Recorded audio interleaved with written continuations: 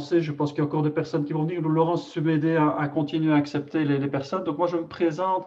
Je suis Ludovic Perpet. Je suis coordinateur au sein de l'association Hospisoc. Donc, pour un petit peu replanter le contexte. Donc, Hospisoc a lancé toute une série d'actions numériques. Et donc, les rencontres ici, les associations digitales sont proposées et organisées en collaboration avec la Fondation contre le cancer. Donc, pour nous, en tout cas, deux objectifs, c'est de rencontrer nos membres, que ce soit les membres adhérents ou les membres partenaires. On s'est rendu compte, notamment, de par cette action liée à la formation, liée à l'aide financière, qu'il y a beaucoup de personnes, de services externes qui se sont affiliés en tant que partenaires, notamment des mutuelles, des CPS. Pour nous, c'est très bien, parce qu'en tant que travailleur socio-hospitalier, on doit régulièrement collaborer avec les services externes pour ce type de dossier, parce que, ça j'imagine que ce sera aussi abordé aujourd'hui, ce sont des demandes qui prennent du temps et qui ne peuvent pas tout le temps être faites dans le temps hospitalier, donc on doit vraiment compter sur les collaborateurs externes, et indépendamment de cet aspect des demandes d'aide financière, la dynamique de Spisoc est vraiment de travailler avec l'ensemble des prestataires sociaux qui travaillent dans le cadre de la santé. Un autre aspect, donc ça pour la plupart des personnes, je pense que vous avez fait le nécessaire, c'est de pouvoir accéder, en vous inscrivant, vous avez pu accéder à notre plateforme qui s'appelle Hospiwall. Et il y a dans Hospiwall un groupe thématique spécifique qui est donc le secteur onco-hématologie. Et donc, un des objectifs de ce type de session, de ce type d'action, c'est aussi de pouvoir dynamiser ce groupe et qu'il puisse y avoir des échanges. Donc, comme je le disais, aujourd'hui, nous sommes 96 inscrits, là, 73 participants, donc en tout cas, c'est un grand groupe, on peut le dire. Donc, on va essayer d'exploiter au maximum le chat. Donc, ça, le chat, je ne sais pas si tout le monde le voit. Moi, c'est en français conversé. Je pense que certains ont peut-être la plateforme en anglais. Je pense que c'est le cas. Peut-être toi, Laurent, c'est en anglais, c'est ça? Je ne sais pas comment c'est traduit, cette chat. Ou... C'est en français aussi. Enfin, voilà. Donc là, vous avez un onglet spécifique. Vous pouvez peut-être, pour le tester, chacun cliquer dessus et mettre un petit mot, simplement, un petit coucou, votre nom, peu importe, mais comme ça, on s'assure que ça fonctionne. Ça a l'air. Ça a l'air de fonctionner, voilà, c'est bien.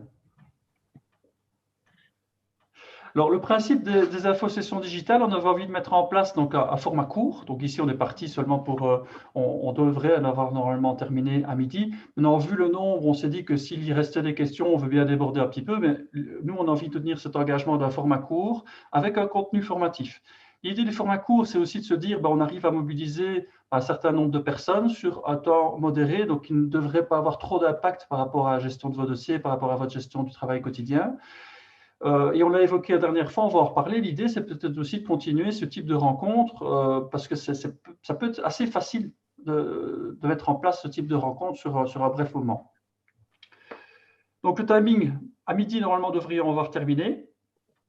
Voilà, moi, je pense que j'ai plus ou moins tout dit dans le cadre de ma brève présentation. Donc, je vais donner la parole à Laurence Brulé, qui va co-animer aujourd'hui avec moi, donc qui est coordinatrice au sein de la Fondation contre le cancer. Laurence, je te donne la parole. Oui, donc bonjour à toutes et tous. Merci d'être parmi nous aujourd'hui. Donc, moi, je suis, comme Ludovic l'a dit, coordinatrice régionale pour le Hainaut. Et mes collègues Annick Schoenbrod pour la région de Liège et Ludovic Garcet pour la province de Namur et Luxembourg sont également présents. Malheureusement, notre collègue Laura Diskeuf, qui est coordinatrice sur Bruxelles, Brabant Wallon, n'est pas parmi nous parce qu'elle est, tant mieux pour elle, en congé de maternité. Et donc, voilà, nous avons répondu favorablement à la proposition du Ludovic de collaborer sur ce genre de moments digitaux parce que c'est très important pour la Fondation de garder le contact avec le terrain. Et durant cette période un peu compliquée du Covid, c'est pas toujours facile pour mes collègues et moi-même de nous rendre en milieu hospitalier. Donc ici, c'était une bonne façon de garder le contact avec vous. Et donc voilà, je vais passer la parole à ma collègue Delphine, qui est responsable du service aide financière, qui va donc faire la présentation et qui sera aidée par notre autre collègue Asia, qui elle est team leader, donc manager, on va dire, des services Cancer Info et Tabastop à la Fondation. Voilà, je leur cède la parole. Voilà, merci Laurence. Bon, d'abord, je vais commencer mon exposé en m'excusant parce que j'ai la voix cassée aujourd'hui. Donc, je vais vraiment faire de mon mieux pour avoir un exposé clair. Voilà, mais si jamais il y a des questions, ben, on se garde ça pour la fin. Donc, voilà. Ben, donc, je propose qu'on commence directement. L'idée aujourd'hui, ben, c'est d'un petit peu présenter l'aide financière que la Fondation contre le cancer propose et aussi expliquer peut-être plus clairement la façon de faire un dossier et toutes les choses qu'on attend et à qui ça s'adresse précisément. Donc, je vais partager mon écran. Ah, Yannick, je ne sais pas partager. Oui, je vais de me rendre compte de ça. Je vais te donner les droits normalement. Je pense que tu devrais pouvoir le faire maintenant. Alors, ouais. Hop. Alors, youp. Tout le monde voit bien l'écran ici Vous pouvez au bouger. Parfait. Attends, donc ça.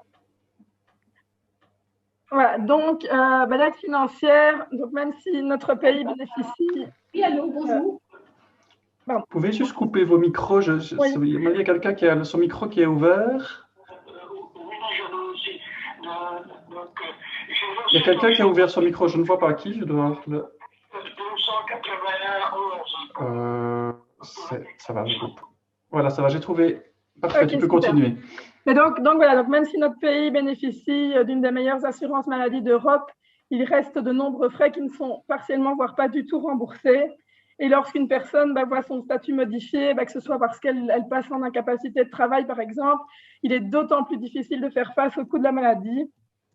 C'est pourquoi la Fondation contre le cancer a mis en place ce système d'aide financière pour aider les personnes justement précarisées par la maladie cancéreuse à faire mieux face financièrement à ça. Et donc, ce service existe depuis plus de 30 ans et est mis en place grâce à nos donateurs. Donc, il faut savoir qu'une partie des dons qu'on reçoit à la Fondation contre le cancer sont du coup injectés pour permettre de payer tous ces dossiers d'aide financière. Donc, comme je le disais, donc, ces dossiers sont réservés aux personnes atteintes de cancer et qui répondent aux critères suivants. Donc, ils doivent être inscrits au registre de la population, au registre des étrangers. Les frais médicaux en Belgique, les frais doivent avoir lieu en Belgique et être en lien directement avec la pathologie cancéreuse dans les 12 mois précédant la demande et restant à charge du patient. Donc, ça veut dire que, par exemple, aujourd'hui, on fera un dossier, eh bien, on peut remonter jusqu'à juin 2020. Et du coup, nous, on intervient sur la partie qui n'est pas prise en charge par la mutuelle ou par un autre service. Et donc, il y a aussi comme condition les revenus. Donc, il faut que les revenus ne dépassent pas 1 500 € net pour une personne seule ou 2 500 € net pour un ménage. Donc, pour un ménage, on entend vraiment les salaires de toutes les personnes qui composent le ménage. Donc cette aide s'adresse, donc le diagnostic doit avoir été posé depuis moins de 5 ans. Donc en cas de rechute ou de récidive, donc la date prise en compte sera évidemment la date de cette récidive. Alors en cas de décès, là il y a une petite particularité. Donc la demande doit être introduite par les héritiers directs via un travailleur social en déant les 6 mois suivant la date du décès. Mais donc ça, j'expliquerai un petit peu ce qu'il y a par la suite. Et donc, l'intervention que nous, on propose, c'est maximum un plafond de 1 000 € sur un an, sur base de maximum 2 dossiers par an. Et donc, cette aide peut être renouvelée une fois l'année qui suit. Donc, par exemple, cette année, on introduit 1 ou 2 dossiers, on arrive au plafond de 1 000 €. L'année prochaine, en 2022, eh bien, on peut recommencer cette démarche. Donc, l'aide financière est une aide résiduaire. Donc, ça veut dire qu'elle intervient après les autres instances officielles et organisations diverses susceptibles d'aider les patients. En pratique, solliciter d'abord toutes les autres aides disponibles avant d'introduire une demande à la Fondation. Donc, une demande d'aide financière ne peut pas être introduite par le patient lui-même ni par ses ayants droit. Donc, il faut d'office passer par le service social, soit de la mutualité du patient, soit de l'établissement hospitalier où le patient est soigné, ou alors via le CPS de la commune où réside le patient. Donc, pour réaliser une demande d'aide financière, il faut se rendre sur ce lien, ici, donc financial.cancer.be. Et alors, une fois que vous arrivez sur la page d'accueil, mais je vais vous montrer après une capture d'écran, donc vous devez vous créer un login avec un mot de passe au nom de votre institution. Une fois que vous avez ce login, vous avez la possibilité de vous connecter et d'introduire des dossiers pour les patients et les usagers que vous rencontrez. Et donc, du coup, vous devrez compléter tout un dossier et ensuite, il y aura des documents à télécharger. Ça, je vais vous expliquer tout de suite. Oula, attendez, je vais trop vite. Donc, voilà, donc ça, c'est la page d'accueil. Donc, comme vous voulez, c'est sur cette page-ci que vous arrivez. Et donc, c'est ici que vous devez donc vous connecter et créer votre login. Et donc, en bas de cette page d'accueil, donc ça, c'est intéressant à savoir, il y a tous les documents nécessaires pour faire un dossier, et dont notamment les documents types qui sont vraiment importants et que je vais vous montrer aussi par la suite. Mais donc, du coup, ça, c'est le petit truc. Retenez, les documents se trouvent en bas de la page d'accueil. Donc ça, voilà, donc c'est le tableau de bord, on va dire, quand vous introduisez un nouveau dossier où vous devez chaque fois cliquer sur chaque petit item et compléter la situation de la personne. Et donc, quand vous arrivez tout en bas, ben voilà, c'est les documents, c'est là où vous devez télécharger les documents. Donc, les documents nécessaires, donc, il y a le certificat médical. Donc, ça, c'est un document type qui se retrouve sur la page d'accueil que je vous ai montré. Une composition de ménage, la copie de la carte bancaire du bénéficiaire, les preuves du revenu du ménage, donc de chaque personne qui compose le ménage, et les factures en lien direct avec le cancer qui datent au maximum des 12 derniers mois. Il vous sera demandé de faire parvenir les justificatifs pour l'un des postes sélectionnés. Donc, par exemple, vous allez mettre des frais d'hospitalisation, de consultation, de pharmacie, de frais de transport, voilà, enfin, que je détaillerai aussi par la suite. Ben voilà, ben donc le système va vous demander, par exemple, juste les frais d'hospitalisation. Et donc, à ce moment-là, ben vous ne devez juste nous remettre que les frais d'hospitalisation et pas les autres. En fait, c'est aléatoirement le système qui va juste demander un des items pour vérifier qu'effectivement, ça correspond bien au montant que vous aviez spécifié plus haut dans le dossier. Donc, pour les personnes décédées, là, il faudra ajouter un certificat d'hérédité. Donc, c'est le certificat qui reprend tous les héritiers de la personne. Et alors, une déclaration écrite des héritiers. Donc, ça, c'est aussi un document type de la fondation qui met que tous les héritiers présents sur le certificat d'hérédité sont d'accord que l'aide financière aille, par exemple, à l'épouse du défunt ou au fils. Voilà, donc vraiment, que tout le monde est d'accord et qu'après, tout le monde est au courant de ce don, finalement, qui est fait. Delphine, je peux juste, en même temps, tu vas pouvoir reposer un tout petit peu ta voix. Et je bois un verre d'eau. Voilà, je me suis dit que c'est parce qu'il y a une question il y en a qu'une pour le moment, donc je peux peut-être déjà poser, parce que c'est en lien direct avec ça. C'est de savoir si, donc par rapport au délai, parce que tu évoquais les déclarations par rapport aux personnes décédées, est-ce qu'il y a des dérogations possibles pour les frais d'hôpital qui arrivent plus de 6 mois après le décès du patient? Mais écoute, ça, pardon, c'est toujours, je vais dire, au cas par cas. Après, effectivement, je pense qu'on n'est pas rigide à 100%. Et donc, je pense que voilà, c'est à l'assistance sociale un petit peu à jauger la situation et à venir vers nous. Et alors, on en discute. Et alors là, on voit si on accepte ou pas. OK. Et après, on va peut-être pas pouvoir toujours répondre au tac, mais ça reste assez cohérent, c'est de savoir où trouve-t-on ce certificat d'hérédité? Et le certificat d'hérédité, c'est un document officiel donc quand la personne décède, il faut les héritiers doivent faire des démarches administratives pour déclarer le décès, etc. Et donc, ça, c'est le document que tu reçois. Par exemple, quand tu passes chez le notaire, quand il y a un contrat de mariage entre deux personnes, tu dois passer devant le notaire et sur base de ça, tu reçois le certificat d'hérédité de la personne. Donc, c'est un document officiel qui n'a rien à voir avec la fondation directement. Donc, chez le notaire, a priori. Oui, chez le notaire, ou alors les personnes, quand c'est des situations pas compliquées, qu'il n'y a pas de contrat de mariage ou ce genre de choses, les personnes qui font la succession peuvent introduire les documents directement eux-mêmes. Donc ça, c'est un petit peu à voir. Je ne sais pas si je suis claire. Je pense. Moi, ce que je propose, il y a d'autres questions qui arrivent. Les questions appellent les questions. C'est peut-être que tu continues. Moi, je les note. Je sais bien que notamment, il y a une précision par rapport au cas si on ne trouve pas certificat d'hérédité. Il y a des questions qui arrivent, donc je les note avec Laurence. Ça, tu m'aides, Laurence. Continue peut-être ta présentation, mais on va essayer de vraiment passer aucune question. On va essayer de n'en oublier aucune. Et si on n'a pas le temps pendant la fausse session, on y répondra après. Oui, bien sûr. Alors, donc, où est-ce que j'en étais? Donc, le certificat d'hérédité et donc la déclaration. Donc, ça, j'ai expliqué. Ouais. OK. Donc, ça, c'est les documents types que je vous expliquais. Donc, ça, c'est l'attestation médicale à faire remplir par le médecin du patient. Et donc, il reprend les coordonnées de la personne, le type de cancer dont la personne souffre, les traitements qui seraient en cours, pardon. La date du dernier traitement, la date du diagnostic. Donc, ça, c'est important pour nous pour estimer que vu que le diagnostic doit être posé dans les 5 ans, donc c'est important. Et alors, toujours bien vérifier que le médecin a bien signé et qu'acheté le certificat. Et donc ici, c'est ça reprend tous les types de cancers. Et donc, voilà. Mais bon, ça, c'est plus pour le médecin directement à compléter, quoi.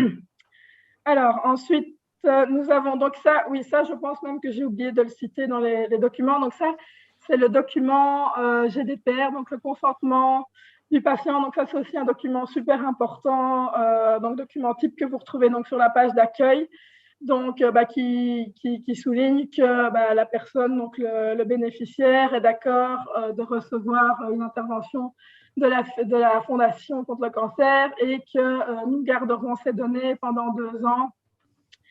Voilà, et donc ça, ce document-là, c'est aussi super important qu'il soit signé par le bénéficiaire. Donc, voilà. Et donc ici, ça, c'est le document consentement écrit des héritiers. Donc, voilà, donc c'est là que les héritiers doivent signer qu'ils sont d'accord que tel héritier de la famille touche l'intervention de la Fondation contre le cancer.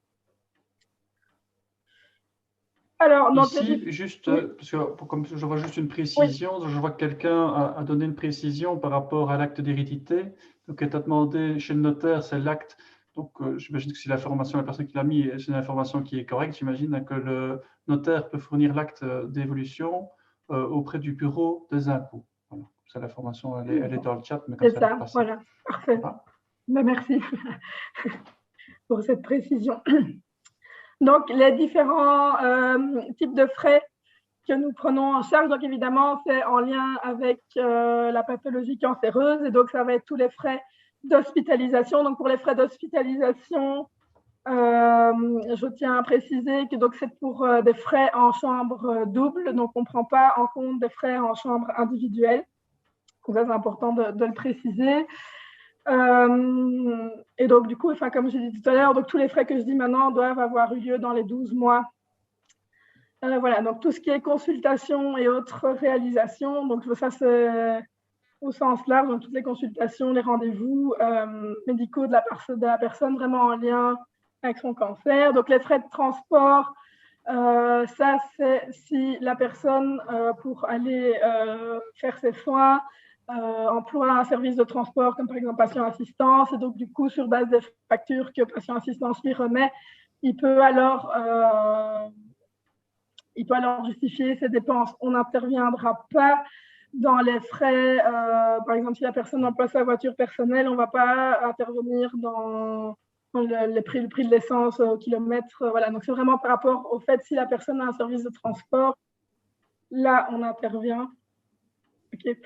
Voilà, donc pour ce qui est prothèses capillaires et autres prothèses, les aides à domicile, les frais pharmaceutiques aussi en lien avec directement le cancer, et alors tout ce qui est alimentation spécifique. Alors voilà, donc le calcul, parce que ça c'est une question qui revient souvent. Voilà, donc j'ai un peu enlevé les chiffres parce que je me suis dit que si je laissais les chiffres, j'allais vous perdre et j'allais me perdre moi-même. Donc voilà, je vais un petit peu vous expliquer sur quoi se base le calcul, mais effectivement, si jamais vous voulez le détail, on peut voir ça, mais alors après la session d'aujourd'hui. Donc le calcul, elle se base sur la charge familiale. Donc, comme je l'ai expliqué tout à l'heure, si la personne est isolée ou avec des personnes à charge. Le forfait vie, donc, qui est basé sur les revenus d'intégration sociale. Donc, une majoration sera faite si la personne est sous médiation de dette. Donc, la situation immobilière, donc si la personne est locataire ou propriétaire, ou si effectivement une personne qui est propriétaire totale de son logement n'a plus de frais à payer, a des frais en moins que quelqu'un qui est locataire et qui est tous les mois un loyer à payer.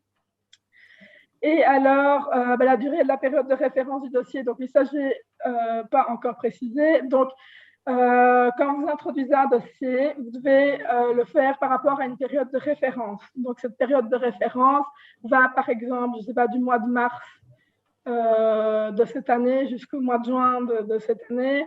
Et donc, du coup, c'est tous les frais médicaux qui vont entrer dans cette période qu'on va prendre en compte, ainsi que, par exemple, par rapport aux revenus de la personne, c'est par rapport durant cette période de référence. Donc, on ne tient pas compte que peut-être sur un an, il a eu tel et tel type de revenus. Donc, c'est vraiment durant ces quelques mois, enfin, durant cette période de référence, voilà, quelle était sa situation. Et donc, du coup, j'ai perdu le fil. Donc, du coup, oui, c'est ça. Donc, du coup, c'est vraiment les frais dans cette période. Et donc, effectivement, l'intervention, enfin, au plus courte est la période, au plus l'intervention sera majorée. Donc, effectivement, c'est plus intéressant si la personne, à un moment X, a un gros frais, parce que, je ne sais pas, il a eu à ce moment-là l'achat de sa perruque qui lui a coûté vraiment cher. C'est peut-être plus avantageux, on va dire, d'introduire un dossier à ce moment-là pour quelques mois pour juste les frais liés à la perruque et qu'après, par la suite, refaire le deuxième dossier avec les autres frais qui resteraient par la suite et qui seraient arrivés après.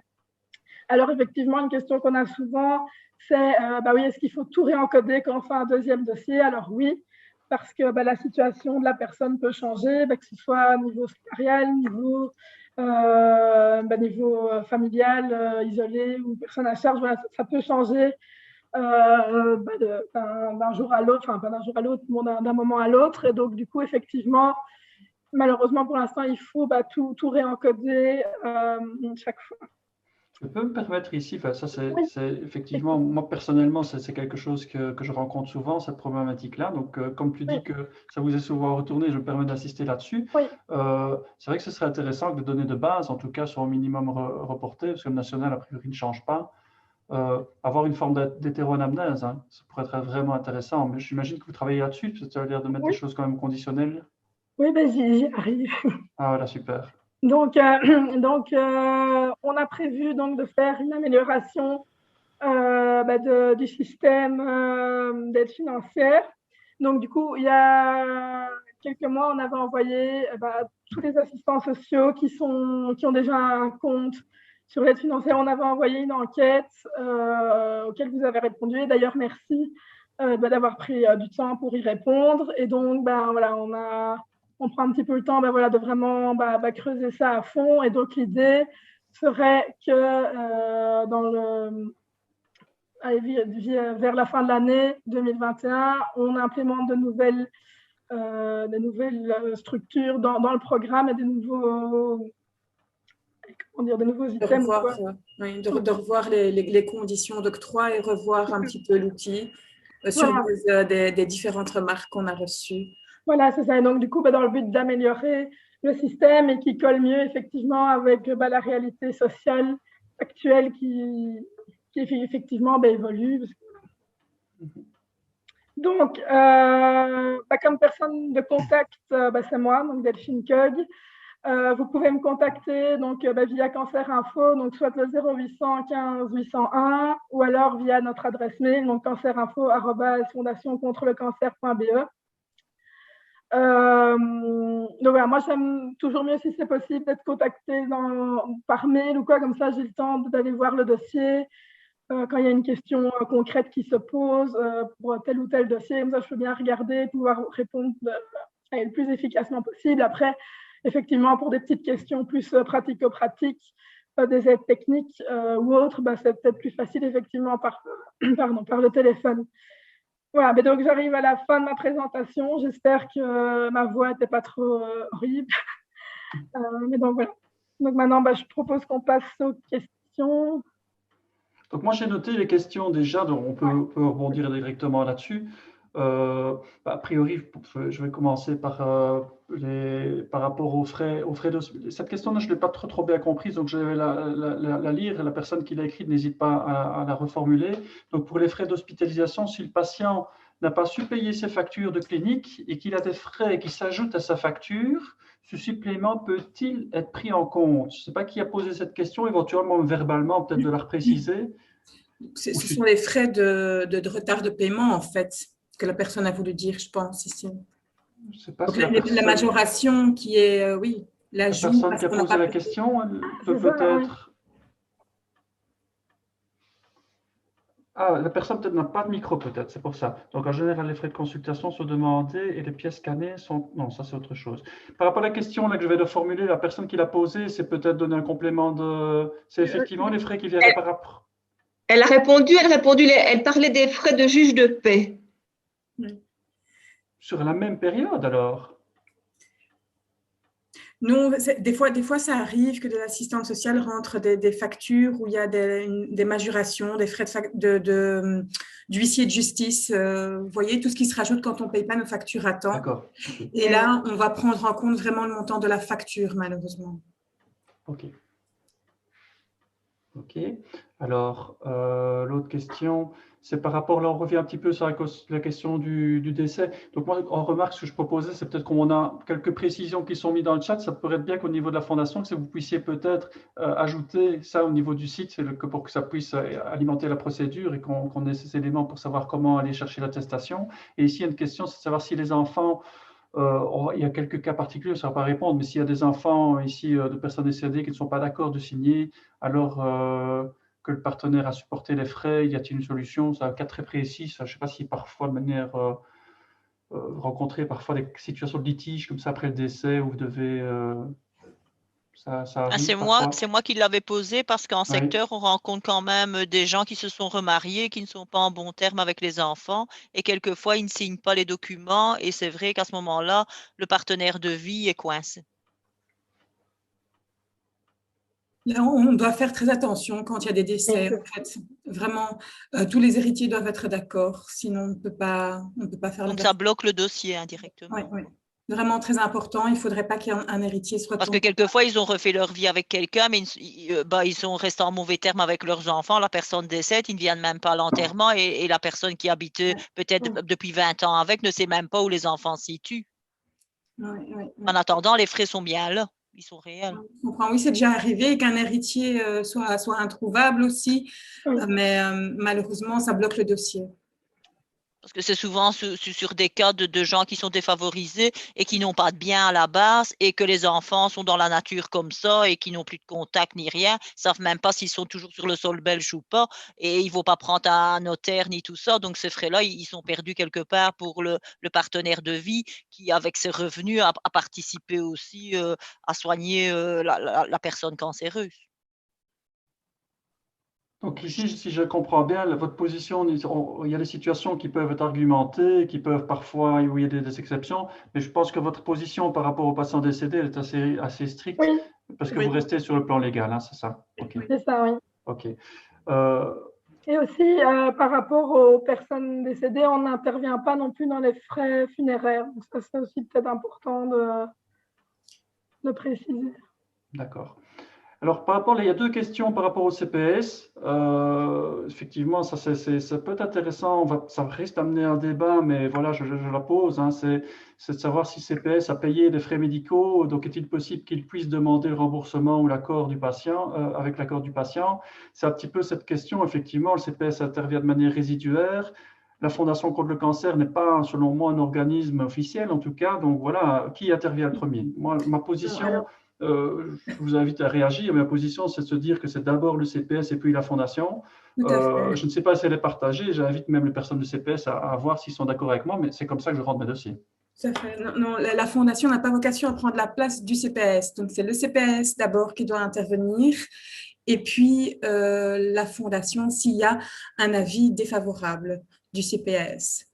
Mais il est déjà arrivé que certains CPAS disent, ben, voilà, le patient a un cancer, donc on n'intervient pas. Il doit s'adresser à la fondation. Et ça, malheureusement, ça ne peut pas. C'est d'abord le CPAS et puis la fondation. Il y a des personnes de CPS qui veulent, sans rentrer au conférences de débat, mais qui veulent réagir, voir si vous êtes d'accord avec cette position. Parce que moi, j'entends aussi les positions inverses, voir s'il y a des personnes qui veulent réagir par rapport à ça.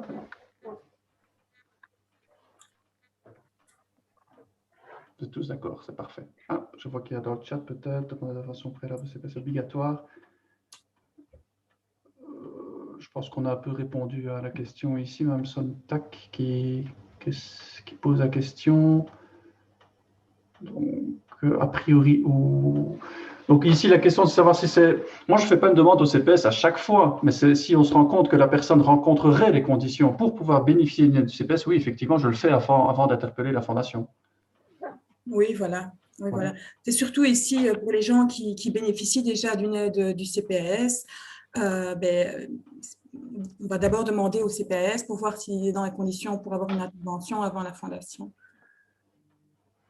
Mais évidemment, si vous voyez une personne qui travaille, qui de toute façon n'aura jamais droit à une intervention du CPS, ben, ça ne sert à rien d'aller rentrer une demande au CPS. Je pense on va que le CPS peut être aussi une aide plus structurelle, une aide de la fondation, une aide financière, une aide ponctuelle quand même, si elle peut être renouvelée, tandis qu'une aide auprès du CPS peut être plus structurelle. Hein. Ok. Laurence, tu as peut-être des questions que tu as soulevées, parce que moi j'ai essayé, mais je crois qu'il y en a qui arrivent. N'hésite pas à prendre le relais, parce que je suis peut-être un peu… Moi, j'avais noté celles que tu as déjà. Je regarde s'il y en a d'autres qui… Il y avait aussi la question, j'ai vu qu'on l'a passé, c'est que sur Jolimont, il posait la question par rapport au téléchargement des justificatifs. Je n'ai pas trop compris non plus cette question. Donc manifestement, je ne sais pas si vous pouvez vous exprimer, vous n'arrivez pas, parce que l'outil permet de déjà télécharger, mais moi personnellement, je n'utilise pas toujours l'intitulé, donc ça serait peut-être bien que vous touchez à moi, l'intitulé des différents champs, parce que quand j'ai quand j'ai différentes pièces, je ne vais pas les mettre nécessairement dans le champ justificatif, je sais pas moi, composition de ménage, je ne vais pas les mettre la composition de ménage dans ce champ-là. On avait eu à l'époque l'accord de la Fondation contre le cancer pour regrouper toutes nos annexes sous un même fichier PDF et aller les glisser de manière répétée au niveau des différents champs. Je ne sais pas si c'est clair, et je ne sais pas si ça répond à la question que vous posiez à Jolimont. Oui, le mieux, en fait, c'est de mettre chaque facture au bon endroit. Mais s'il y a des difficultés rencontrées, il n'y a aucun souci à ce que vous fassiez un fichier PDF, que vous envoyez tout, que vous mettiez tout dans une case. Parce que de toute manière, on va ouvrir tous les items, en fait. On a répondu à votre question. Ah, je vois que… Attends, Oui, ben on va retenter lors d'une prochaine demande. Merci, Ludo. Voilà, donc je remonte un peu. Et donc, Assia, on est bien d'accord sur le fait que ce qui arrive par mail séparé n'est pas pris en compte. Non, ça doit être annexé à la demande. Oui, c'est un peu ce qui s'est passé justement. On n'a pas pris en compte ce qui est arrivé par mail parce qu'on n'a pas su tout mettre dans le téléchargement. Mais donc voilà, on sera attentif la prochaine fois. Mais pourquoi vous n'avez pas réussi à tout mettre dans le téléchargement, en fait? Les documents étaient trop lourds. Oui. Voilà. Nous, on est limité aussi au niveau du volume de ce qu'on peut scanner. Le volume des documents joints. Oui, c'est ça. Exact. Et c'est ça que moi, c'est un peu embêtant dans l'application, c'est que vous dites que c'est aléatoire. Donc, des fois, on demande la pharmacie, des fois, on demande les hospices. Puis, donc, on fait ce que le programme nous demande. Et au final, après, on se rend compte qu'il y a le dossier qui est quand même pas traité parce que, oh, tiens, tout compte fait, on a quand même besoin des autres frais. Donc, c'est pas toujours, je trouve, très… Soit de vous demander tout, ou alors, je sais pas, c'est bizarre. On demande les pharmaciens, et puis après, on voit que le dossier est toujours en suspens, parce qu'en fait, tout compte fait, on a besoin des frais d'hospice. C'est un peu… Et donc, c'est un peu embêtant, quoi. C'est quand même étrange, parce que si vous introduisez une demande et que le système vous demande la facture du pharmacien… Ah non, moi, j'ai déjà eu, hein. J'ai déjà eu, et après, vous dites, ah non, vous pouvez pas les envoyer après par mail à part, il faut aller remettre dans le programme. C'est pas toujours facile. Ce qui s'est passé, à mon avis, c'est que le système vous a demandé la facture du pharmacien, mais que le dossier a été arrêté pour une autre raison. qui vous a été renvoyé pour une autre raison. Et dès qu'il revient chez vous, que vous devez l'adapter, ben, le système est de nouveau aléatoire et il peut demander un autre type de facture. Ah, ça, c'est un autre problème, oui. J'ai une hypothèse à ce niveau-là, donc je peux, pour un cas concret que j'ai rencontré, donc c'est-à-dire effectivement c'est aléatoire, donc on peut, entre guillemets, donc je le dis devant la fondation, hein, vous d'adapter votre système, on peut le contourner. Dans le sens où, c'est-à-dire comme c'est aléatoire, c'est-à-dire que ça peut être ennuyeux parce qu'on va constituer notre dossier, prendre toutes les factures, et puis au moment où on va l'encoder, on va nous demander, admettons, les factures d'hospitalisation. Par contre, par après, on ne va pas avoir le temps de finaliser, dans l'heure, on va le refaire, mais là, il va nous demander les factures de pharmacie. C'est ennuyeux parce que justement, nous, on a préparé toutes nos factures d'hospitalisation. Il faut se loguer, se déloguer, se reloguer jusqu'à ce qu'il nous redemande à nouveau les factures d'hospitalisation et on pourra encoder les factures d'hospitalisation. Voilà, je le dis franchement parce que honnêtement, nous, on est bloqués et on essaye de faire pour mieux. Moi, quand je constitue mes dossiers, je prends toutes mes annexes, mais ça permet de… Et je pense que c'est peut-être pour ça, si à un moment donné, vous a demandé des annexes, enfin, un justificatif, c'est peut-être parce qu'en fonction du moment où vous allez envoyer la demande, ce que la Fondation va tenir en compte, je pense, c'est vraiment les annexes qui vont être demandées au moment où vous allez envoyer le dossier. Et ce peut que ce n'est pas la même chose que ce que vous aviez fait quand vous avez constitué votre dossier le jour avant. Je ne sais pas si c'est clair, oui. Mais je ne le répéterai pas pour pas… Donc, il faut joindre les factures au moment où vous savez que vous allez envoyer la demande. En fait. Voilà. C'est ce qu'il faut. De toute façon, je pense que la logique, c'est d'avoir constitué toutes les annexes et d'avoir son dossier prêt. Hein. Mais voilà, ça peut être parfois ennuyeux pour des dossiers qui sont conséquents. C'est parfois ennuyeux. Arthur, sur le chat, tu as suivi, Laurence J'ai peut-être aussi encore une remarque par rapport au justificatif. On reçoit tous les mois des dossiers où toutes les factures sont dans le dossier. Et ça, ce n'est pas nécessaire, en fait. On n'a pas besoin d'avoir toutes les factures. Et c'est ce qui fait peut-être que votre dossier devient trop lourd.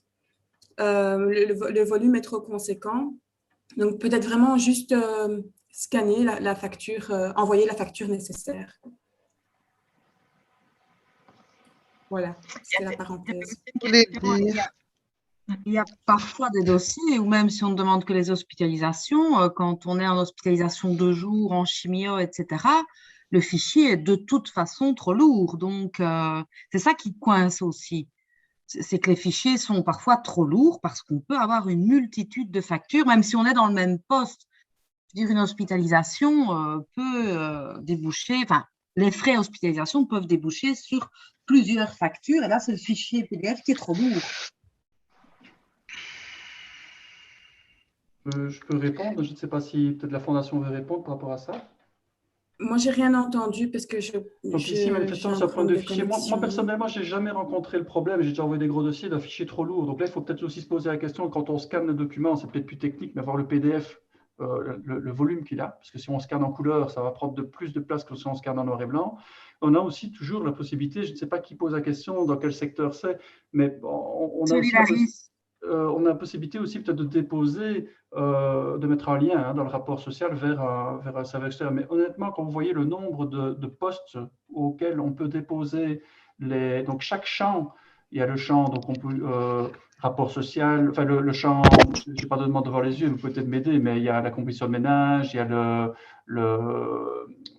tous les documents qui sont demandés. Chaque champ, je pense qu'il y a un volume qui est quand même dédié pour chaque champ, qui est quand même assez important. Donc là, je crois que ça devient un cas un peu individuel, particulier. Si ça se présente, je crois qu'il faudrait le poser à la Fondation. Moi, je veux bien aussi voir avec vous, mais c'est plutôt un problème de volume à la base qui est trop gros. Oui. Et peut-être ne pas oublier aussi que si vraiment il y a tant de factures, est-ce qu'on a bien sélectionné la bonne période de référence avec les factures justement les plus importantes? Effectivement, si vous avez 12 mois de traitement, il y a probablement beaucoup de factures, mais est-ce qu'elles sont toutes d'une importance suffisamment considérable pour être prise en considération? Delphine l'avait signalé tout à l'heure, quand la période est petite et les factures importantes, c'est vraiment à ce moment-là que le montant qui peut être versé au patient est aussi le plus intéressant. Donc, parfois, on tire en longueur la période de référence, donc la période où le patient fait de la radiothérapie est en général une période moins onéreuse, sauf s'il a des prestations à domicile ou des médicaments particuliers. Donc, je pense que c'est vraiment quelque chose sur lequel vous devez être attentif, c'est cette période de référence, je dirais presque la plus courte possible. Ah oui, d'ailleurs, moi, quand je fais une fondation, je prends vraiment les frais mois par mois. Hein, on spécule, en fait, en disant, voilà, oui, il y a eu des traitements sur 12 mois, mais il y a eu une hospitalisation, de la nourriture entérale, etc., durant 12 mois. Moi, je ne bloque que ces 3 mois-là. Hein. Ouais. Je ne vous envoie que ces 3 mois-là parce que j'estime que ce sont eux qui vont faire une proportionnelle plus avantageuse pour le patient. Enfin, plus avantageuse, entendons-nous, mais… Tout à fait, c'est parfait. Merci. Il reste des questions, donc mais il est l'heure. Il est l'heure, donc ici, voilà, donc, mais je pense que je ne vais pas couper l'ordinateur d'un coup, hein, je ne vais pas vous jeter d'un coup, mais donc de toute façon, nous sommes disponibles pour continuer à répondre. Je pense que aussi, ce qui serait intéressant, ça via le chat, ce que vous puissiez dire si vous souhaitiez, parce que voilà, le temps de session digitale, bah, c'était comme ça, 3/4 d'heure. Est-ce que vous seriez demandeur peut-être de retravailler cette matière avec plus de temps, où on pourrait peut-être alors plus rentrer dans les situations, ou autrement, hein, d'autres formules, mais en tout cas de savoir si cette question d'aide financière, pour vous, nécessiterait d'être plus creusée.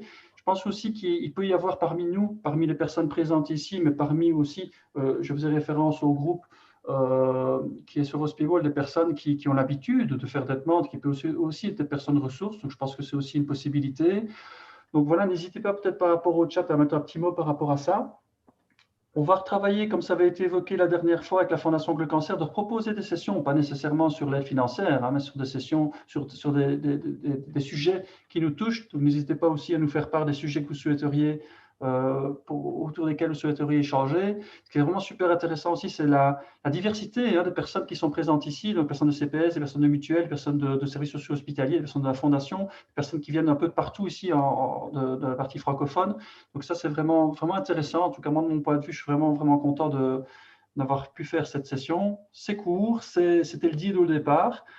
Donc voilà, moi c'est ici ma conclusion, mais c'est une fausse conclusion dans le sens où on peut continuer. Je ne sais pas, Delphine, encore quand enfin, moi je n'ai pas de timing défini, mais on peut encore continuer encore 15 minutes, à mon avis, maximum, à répondre aux questions si ceux qui le veulent. Pour les autres, pour respecter le contrat, vous pouvez nous quitter, ce sera pour une prochaine fois. Oui, et Pardon. Non, mais j'allais dire que je pense qu'on va tenir compte des questions qui sont posées dans le chat et veiller à y répondre. Et puis, je vois quand même qu'il y a plusieurs personnes qui ont dit qu'elles étaient intéressées par une autre session. Donc, je pense que… On va peut-être réfléchir à un format peut-être où on a plus de temps, hein, parce qu'on se rend compte que ça va très très vite, hein, dès qu'on rentre dans des questions plus précises comme ça. Donc, on va y réfléchir. Et les réponses qui sont posées, parce qu'ici, moi, il y en a une qui s'affiche concernant les revenus pris en compte. Vous nous répondriez comment, par quelle voie, par un mail ou… Ben ici, voilà, moi je propose, on peut déjà continuer à répondre pour ceux qui veulent rester. Maintenant, moi je propose aussi d'exploiter la plupart des personnes. C'était normalement, donc cette session est proposée aux personnes qui ont fait la démarche de s'inscrire sur Hospital. Donc on va mettre les questions et les réponses sur Hospital. Mais je veux dire aussi, on va discuter avec la Fondation, la Fondation par son réseau va aussi mettre des choses en place pour que vous ayez réponse à vos questions. Donc, toutes les personnes inscrites auront bien réponse aux questions. Je pense que la formule la plus simple pour nous, c'est que ce soit via Hospital, parce qu'il y a aussi la possibilité qu'il y ait des interactions. Et c'est un de nos objectifs, hein, c'est de mettre en avant cette plateforme et de dynamiser. Maintenant, si vous êtes d'accord, on peut déjà répondre effectivement à cette question supplémentaire. Donc, encore une fois, pour ceux qui veulent rester, de savoir quels sont les revenus dont vous tenez compte, en fait. Donc ça, Delphine, je ne sais pas si tu as vu cette question un peu plus dans le détail, en fait, hein, notamment, moi, voilà, une question que personnellement je me pose et qui est en lien avec ça, c'est les personnes qui bénéficient de l'aide à la tierce personne. Moi, l'aide à tierce personne, j'ai tendance à ne pas trop en tenir compte parce que, voilà, je pense que pour d'autres aspects, ça fait un montant qui est quand même dédié à un certain type d'aide dans une période très particulière. Mais je crois que c'est un peu dans ce sens-là. Avec la question 20, c'est de voir quels sont vraiment les revenus dont vous tenez compte et de qui. Moi, je pense que ce sont les personnes qui sont sur la contribution de ménage. C'est ça. Donner des précisions. Donc, de qui et de quoi? C'est ça. Donc, c'est les personnes qui sont sur la composition de ménage. Et donc, on tient compte des revenus de la personne, mais effectivement, les revenus au sens large, que ce soit le revenu du salaire ou les revenus de remplacement ou de complément. Après, effectivement, tout ce qui est allocation familiale, on n'en tient pas compte parce qu'on part du principe que cette allocation est là pour les enfants et pas pour la personne malade.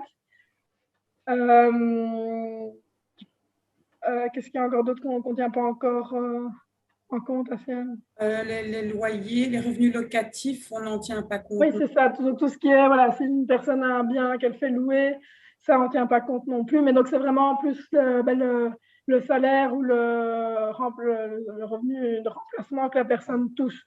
Même si, par exemple, effectivement, pour les allocations d'handicap, elles ne sont pas imposables, mais comptent comme revenu, quoi. Et donc la tierce personne aussi alors? Parce qu'elle n'est pas imposable non plus, mais... La tierce personne aussi, le forfait palliatif aussi. La pension alimentaire? La pension alimentaire, Non, c'est pour l'enfant. Ah.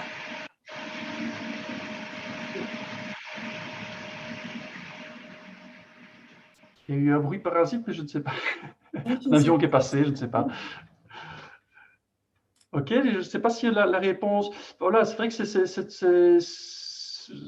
c'est par rapport. Enfin, moi, c'est toujours cette question de tierce personne, j'avais répondu, donc il faut en tenir compte. Et c'est vrai que c'est toujours une question un peu particulière, parce que cette aide à tierce personne, elle vient dans un contexte particulier.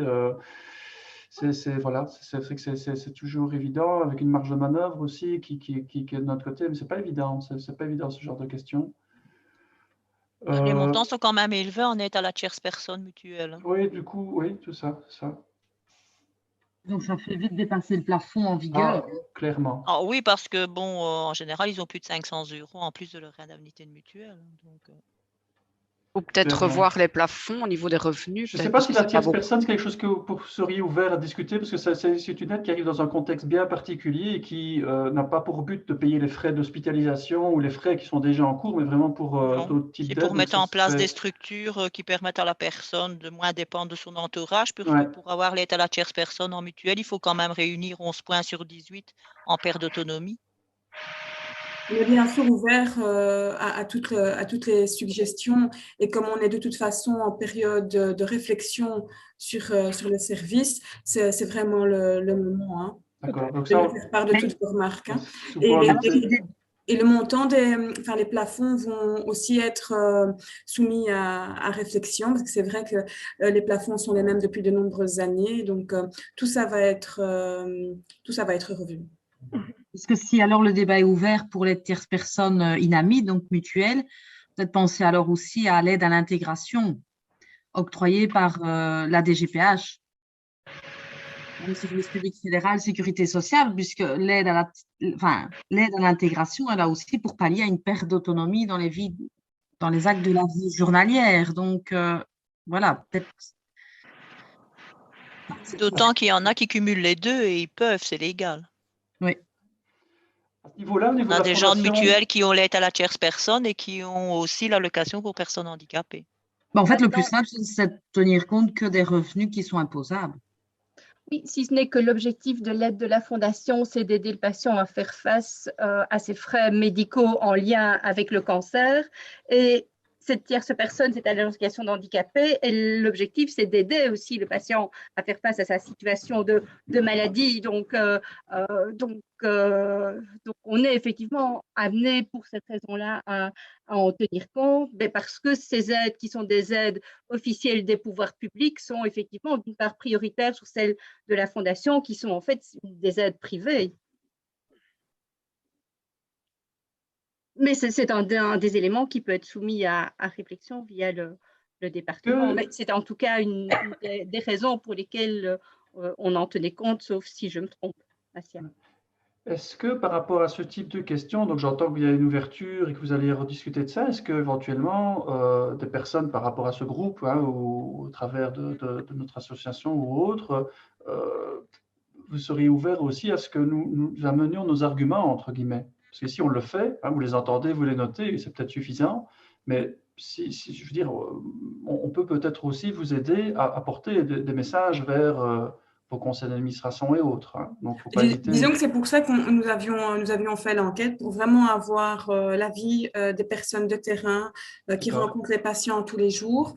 Donc, c'est pour ça qu'on va vraiment s'appuyer sur les résultats de l'enquête.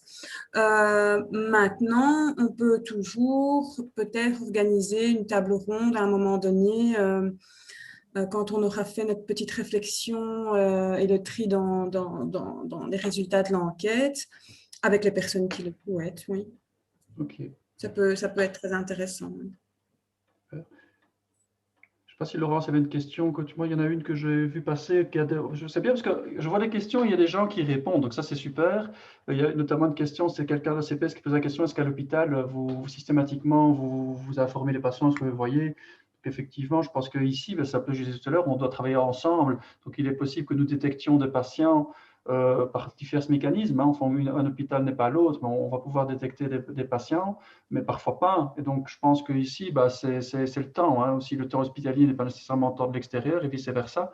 Donc, il faut qu'on puisse collaborer. Moi, je m'arrive d'identifier des patients pour lesquels on peut faire une demande et qui ne viennent que tous les 6 mois à l'hôpital. Je vais plutôt réorienter vers le CPS ou vers le service social de la mutuelle. A contrario, un patient qui va toutes les semaines à l'hôpital, je vais faire la demande avec lui. Je ne sais pas s'il y a d'autres personnes qui veulent aller alimenter cette question-là. S'il y en a d'autres, Laurence, que tu as pointé. Il y a une question que je n'ai pas très bien comprise de Madame Navet qui demandait si les demandes au niveau de l'hôpital devaient absolument passer par le service social de l'hôpital. Donc, effectivement, oui. Je ne sais pas si j'ai bien compris le sens de sa question. La question, c'était plus, est-ce que d'office, au niveau d'un service social d'hôpital, il y a quand même une enquête qui est faite au départ par rapport à la situation et de là, eux-mêmes remplir un dossier, ou est-ce que, parce que, enfin, moi, j'ai eu le cas de gens qui sont vraiment passés au travers et qui auraient pu bénéficier d'une aide, et après, c'était trop tard, et le travail n'avait pas été soulevé, en tout cas, et donc, je me demandais s'il y avait déjà un premier contact d'office, entre guillemets, au niveau des services sociaux des hôpitaux, ou est-ce que c'est vraiment la personne qui doit aller trouver le service social en disant, ça ne va pas, voilà. Ça, je pense que ça dépend des hôpitaux. J'ai l'impression, il y a des hôpitaux, enfin les assistantes sociaux dans les hôpitaux qui font d'office une démarche proactive et qui en parlent et qui sont elles-mêmes bien renseignées. Et puis il y en a d'autres qui ne connaissent pas ou qui n'ont pas le temps ou pour n'importe quelle raison ne le font pas. Et si le patient n'est pas au courant, voilà, comme vous dites, il passe au travers et c'est dommage. Maintenant, si je peux intervenir, je ne sais pas si vous m'entendez. Très bien. Parce que voilà, c'est vrai que pour travailler dans un hôpital, je vois un peu au quotidien comment ça se passe. C'est vrai que déjà, on n'a pas l'occasion de voir tous les patients, que ce soit en hôpital de jour ou lors d'une hospitalisation. Donc, il y en a déjà pas mal qui peuvent passer à la trappe. Et il y a aussi le fait que lorsqu'on va voir les patients, d'abord, on sollicite les autres organismes, que ce soit mutuelle, CPS ou autres. Et donc, comme la Fondation demande que ça se fasse après avoir interpellé tous ces organismes, en principe, si on n'a pas trouvé une solution via ces organismes-là, il y a quand même plusieurs acteurs qui sont au courant de la situation. Donc, mais maintenant, je pense que, maintenant je parle pour notre hôpital, mais nous, on n'a pas l'occasion de voir tout le monde et on ne fait pas systématiquement la démarche avec eux non plus. Une question de temporalité aussi. Donc ici, nous, on ne sait pas voir tout le monde, on essaye. C'est ce type d'événement aussi qui permet de conscientiser un maximum de travailleurs sociaux à cet outil, je vais dire. Mais il faut se dire que quand on voit un patient au début de son traitement en hospitalisation, la facture, elle va arriver, c'est souvent la facture qui va alerter le patient, elle va arriver 2 mois après. Parfois, il ne sera même plus à l'hôpital. En oncologie, souvent, il se reste encore dans le circuit. Ça dépend vraiment du type de traitement, un patient qui a un cancer mais qui a une chirurgie et qui n'a pas de suivi, si la chirurgie se passe mal et qu'il a une hospitalisation de 2 mois, il sort, on ne le verra peut-être plus parce qu'après il va bien, mais la facture elle va arriver quand nous on ne l'aura plus dans notre circuit. On essaye aussi de mettre en place des mécanismes avec nos services contentieux pour un peu court-circuiter le contentieux et qu'on soit informé des contentieux avant que ça n'aille plus loin. Mais c'est vrai qu'il y a une difficulté de moyens au-delà de la volonté par rapport à ça. Si je peux intervenir, moi je travaille aussi dans un service hospitalier et nous on essaye quand même de voir un maximum de personnes. Maintenant, comme Ludovic le dit et mon collègue aussi, il y en a qui échappent, mais il y a aussi des gens qui ne sont plus capables et que quand on donne une information, ils ne la retiennent pas. Et donc, je pense qu'il y a un travail de réseautage qui doit se faire, que que ce soit les CPS ou nous, on est en collaboration, donc il ne faut pas hésiter à revenir vers nous aussi pour nous demander si quelque chose a été fait. Nous, avec nos collègues de CPS, ça arrive très régulièrement. Ok, merci beaucoup. Voilà. On peut continuer encore, à mon avis, longtemps, hein. Maintenant, il est 12h15. Ce que je propose peut-être, c'est peut-être s'il y avait encore, de toute façon, encore une fois, on va relire les questions. S'il y a une question vraiment importante, vous dites qu'on peut essayer de répondre maintenant, n'hésitez pas soit à la reformuler ou lever la main, que ce soit comme moi, comme ça, ou même avec l'outil, hein, lever la main. Ou sinon, je vais te dire qu'il oui, n'y a pas vraiment de montant minimum, hein, pour l'intervention. Il y a un maximum, c'est maximum 1 000 €. Il n'y a pas de maximum pour les frais, mais il n'y a pas de montant minimum. Maintenant, introduire une demande pour un achat de 25 €, ça vous fait beaucoup de travail pour pas grand-chose, mais c'est à vous un petit peu d'évaluer la situation du patient aussi. S'il n'y a pas beaucoup de frais, mais que le patient, il n'y a plus rien à mettre dans son frigo, ça vaut peut-être la peine de rentrer la demande pour peu de frais quand même. Donc, ça à vous un petit peu de voir, mais il n'y a pas de minimum de facture. il y a Émeric qui a levé la main. Oui, voilà. Donc en fait, moi, le problème, je veux dire, le plus important, c'est vrai que c'est souvent par rapport aux frais de transport.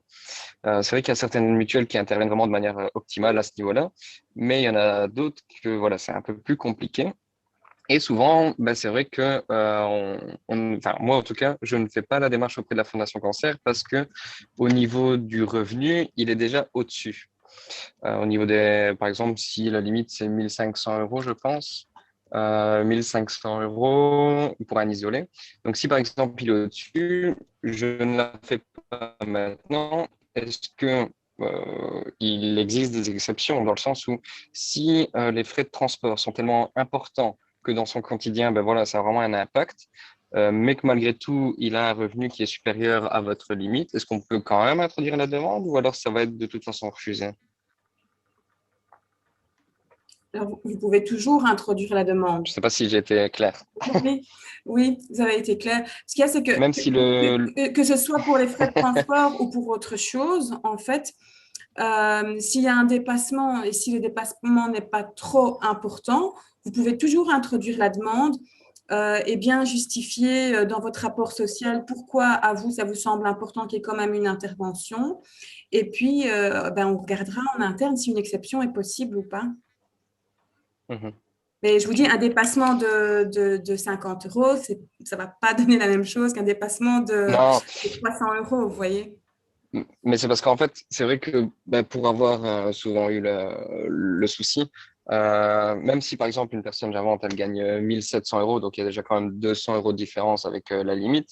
Parfois, quand c'est une personne qui habite un peu plus loin que la région tournaisienne pour ma part, qui doit prendre des taxis indépendants ou autres, ça peut très vite chiffrer et il y a des traitements qui demandent de revenir parfois toutes les semaines ou autres. Donc, on rentre vraiment dans des frais qui sont très importants, même s'il y a 200, 300 € de différence avec la limite, ce qui peut paraître énorme. Au final, avec tous les frais cumulés, c'est tellement un impact énorme que je pense que ça pourrait être une exception. Maintenant, c'est à vous de me dire. Oui. Je vous dis, introduisez toujours la demande et puis on va regarder vraiment l'entièreté du dossier. Est-ce que ce sont les seuls frais? Est-ce qu'il y a d'autres gros frais? On va regarder un petit peu sa situation familiale aussi. On va vraiment regarder le dossier dans son entièreté pour prendre une décision. Oui, c'est au cas par cas finalement. Donc, et n'hésitez pas aussi, si vous avez des questions concrètes, à me contacter via Cancer Info. Si vous avez envie d'avoir une réponse plus directement. Ok. Par rapport au transport, il y a aussi quelque chose qui avait été discuté. Je ne sais pas s'il y a eu parfois des cas particuliers, c'est la séquence, hein, donc de 2 demandes par an, qui ne colle pas toujours avec la fréquence des frais de transport, la fréquence auquel ils arrivent. Est-ce qu'il y a parfois des dossiers qui sont traités en plus de séquences que 2 par an, avec les plus petits montants, par exemple? Je ne sais pas si je m'exprime bien. Là, de nouveau, si c'est justifié, on peut aussi faire une exception, que ce soit 3 à la place de 2, parce qu'il y a une bonne raison. D'accord. Avec des plus petits montants, tu vois ce que je veux dire? Parce que parfois, comme les frais de transport, ce sont des montants qui sont peut-être pas très importants, mais qui viennent régulièrement et qui sont, il est nécessaire, on ne peut pas dire au patient, on va attendre dans 6 mois de voir quels seront vos frais de transport, parce que lui, il doit débourser ces montants. Et je sais bien que moi, j'ai déjà eu des situations, mais je ne sais plus quelle issue que ça a donné, où on avait fragmenté en se disant, bon, on va pas augmenter le plafond annuel, mais on va permettre aux patients de faire en plusieurs demandes pour qu'ils puissent avoir des rentrées régulières pour payer ces transports. Ici, le danger avec les plusieurs demandes, c'est que comme c'est maximum 2, on peut faire 3. Mais si c'est 3 fois pour 25 € de frais, voilà, c'est ça. Le jour où il a une grosse facture qui arrive avec 1 000 € d'hospitalisation, ben, il aura peut-être déjà eu 3 interventions sur l'année où il a eu que 75 € et qu'il ne peut pas avoir plus. Vous voyez? Donc, le mieux dans tous les cas, c'est de vraiment regrouper les demandes. Maintenant, que ce soit 2 ou 3, je vous dis, une exception, c'est toujours possible. On n'est pas non plus très, très rigide. Mais voilà, le mieux, c'est de regrouper vraiment les demandes. Super. Est-ce qu'il y a encore une toute dernière question ou une toute dernière remarque? Ah, oui. Je vois de ma levée. Bertrand Broudux. Oui, c'est bien ça, oui. Oui, bonjour. Moi, j'aurais juste voulu savoir s'il y a déjà une demande qui est introduite. Et moi, en tant qu'assistant social en mutuelle, j'ai un enfant qui vient se présenter à moi, mais il ne sait pas qu'il y a déjà une demande introduite. Si je lance la procédure, est-ce que je suis bloqué? Est-ce qu'on remarque ou pas s'il y a déjà une demande qui a été introduite ou si c'est déjà la 2e ou la 3e? Ou est-ce que moi je sais le voir ou bien ma demande partira et puis on me dira, bah, écoutez, ça fait déjà la 3e fois ou la 4e fois où on a déjà répondu non à telle personne ou autre? Parce que parfois la communication au sein d'une famille n'est pas toujours évidente et il y a des initiatives qui sont prises de part et d'autre et on n'est pas toujours au courant. Non, malheureusement pas, vous ne le verrez pas. La demande partira et quand elle arrivera chez nous, on regardera si le patient est dans les conditions et s'il n'y a pas déjà eu trop de demandes ou trop d'interventions et vous serez tenu au courant à ce moment-là. Effectivement, il n'y a pas de lien, vous ne pouvez pas le voir directement avec ce numéro national. Ben, on voit qu'il y a déjà eu autant de demandes introduites par quelqu'un d'autre, un autre assistant social.